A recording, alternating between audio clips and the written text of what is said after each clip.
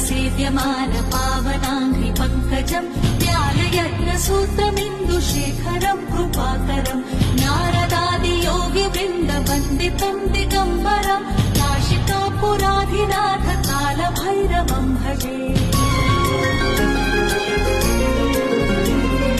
भानुकोटिभास्वरम् भवाब्धितारकम् परम् नीलकण्ठमीप्सितार्थदायकम् त्रिलोचनम् कालमालमम्बुजाक्षमक्षशूलमक्षरम् काशिकापुराधिनाथ कालभैरवम् भजे।